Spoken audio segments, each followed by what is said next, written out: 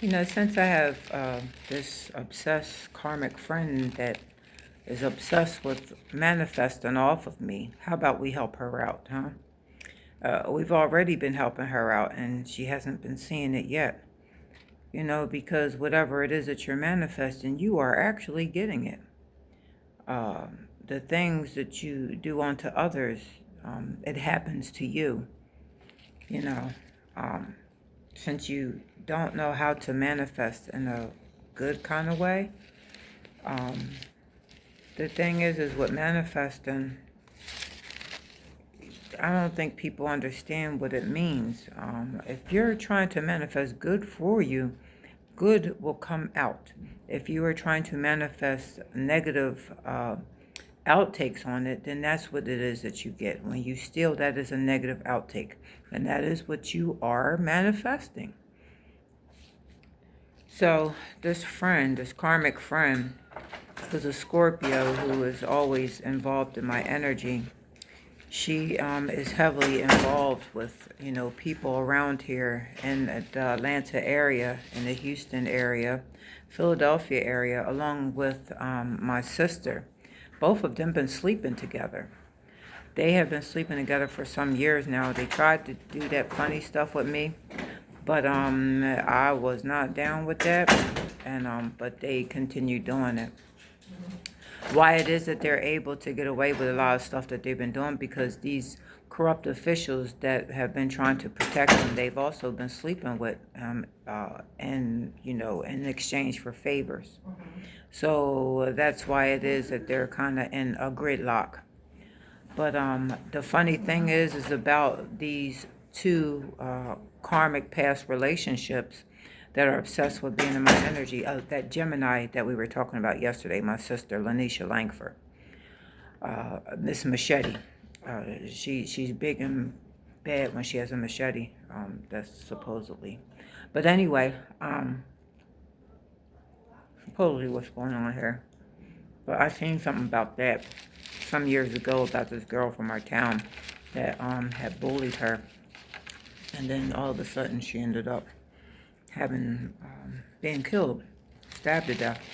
I've seen things happening with that. But anyway, another thing, a pattern that I've been noticing with these two is that the string of orchestrated, STDs, the outbreaks in different various cities, and they're the various same cities that they have been getting to entice to get to do things for them at the same time. Let's have a part two.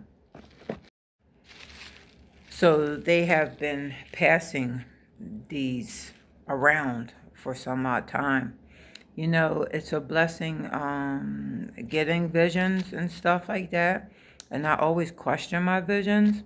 But when I see certain people in my life that something may happen with them, or to whether that I shouldn't be there anymore, when I'm intuitively told, like, I'll try a relationship, keep trying and trying, doing my part. But when I see something not working out, and then I get that intuitively. I mean, I would try for years. I've tried for years, but I wasn't doing nothing but wasting my life. And everything that I put on my platform is to help others in their situations, whether it's karmic family, karmic friends, any of that. Like this specific friend, she had borrowed money from me when she had her birthday party, November 9th. I always remembered her birthday for some reason, but whatever. November 9th, she had her birthday, and she had it in Philadelphia in 2019. That's when I started seeing a lot of shady things happening, like, nails in my tires and things like that. Like, things were happening that night to have me stuck at a hotel where there was a report. People that were in our party had reported, reported some guy with a knife, right?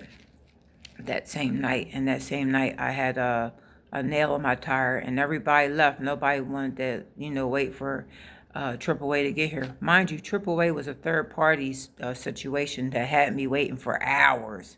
I was waiting from like 7 o'clock until like almost 10 o'clock at night, 11 o'clock at night. And, and that was starting to happen a lot lately when because I always had AAA when I was in North Carolina, right? And so it was a lot of fishy situations that I look back at, and everybody left me there at that hotel with that happening with us and the place being under renovations, right? It makes you wonder about her husband and that car accident, that motorcycle accident that happened in Atlanta.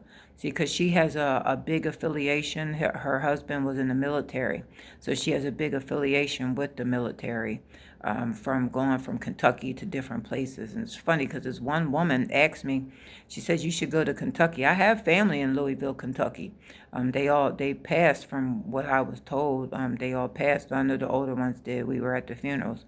But her face, she had the plastic surgeries to make her face look weird. And I'm thinking to myself, why would I agree to going to Kentucky? Why would I trust something like that? No judgment, I'm just saying. Part 3, to wanting to manifest off of me. Let's hold on a second, too. But yeah, part 3, to manifesting off of me. So it makes a lot of sense now with what I was seeing back in 2019 and a couple of things before that. But anyway, I had let her borrow money, and this is when we stopped talking. I had let her borrow money, and it like almost went like a half a year or whatever had went by, or even a year had went by without me asking for the money, right? And then it got to me having breast cancer, and of course I was out of work. And she's like, if you ever need anything, just let me know, and I'll help you. I don't have any problem helping you. I just always was an independent person, so I wasn't looking for anyone to help. I was trying to do it on my own without asking for help, let me say, right? And so I said, you know what? I'm thinking to myself, she still had money of mine that, she borrowed. So I guess, so I asked her, right? And so she lent me the money in October, November, December, November, October, November is when I was starting it, December was, I guess, yeah, around that time when I was, getting kind of, money was starting to get a little funny, but, I was still, making it work out. But so anyway, I said, okay, well, I could use, a couple extra dollars to help me out, with gas and stuff, and taking the kids where they have to go and whatnot, and helping me with my bills. So she gave me $100, right? As soon as I had got my income tax or stipends, stimulus or income tax, one of them, I had gave her the money back instantly, cash after back. So then after that, she hits me up and she texts me saying about if I had her coins. And that's really what irritated me, her saying having her coins that I never gave her money. I said, wait a minute, I been gave you that money. And I said, as a matter of fact, I said, you still owe me money, right? I said, and furthermore, I said, you want to act funny, don't call my phone no more, and don't we ain't gotta talk no more. We ain't gotta be friends or nothing like that, because you was already acting shady. So she sent me the money back, but she did a money spell on that. Part 4.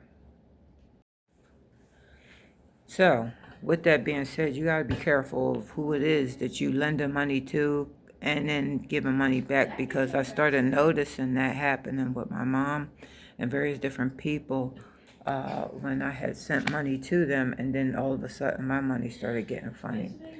So it was them doing poverty spells. But like I was saying about this whole huge STD outbreak and whatnot, I've noticed them being in major cities where these people have been affiliated with. And not to mention, they were already doing Escort funny things before that, where she was telling me where she was flying in and out. She was saying that she was flying in and out of town, coming in and out of town and going to different various places. and telling me about these specific guys that she was seeing, that she was going in and out of town to go see.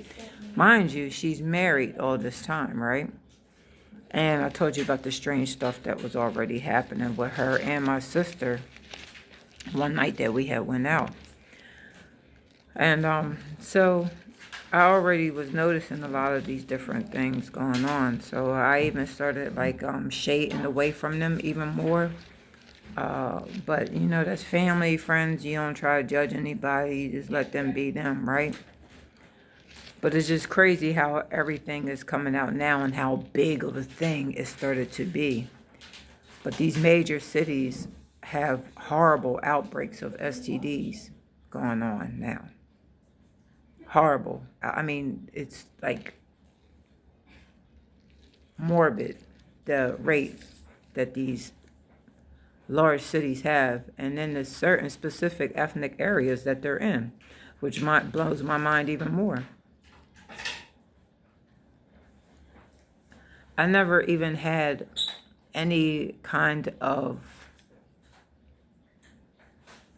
my soul just never even wanted to be in Atlanta, but we're here on business. I just saw it as maybe a networking, and there's certain entities down here that I would love to be able to come down and visit and see. So I thought that, maybe why not? There was a time back in the day when I thought it would have been a beautiful thing to come to Atlanta, especially with our, specific race, supposed to be so down and out, and being able to come up off of things on our own, off of our own strength and willpower, It just makes you think.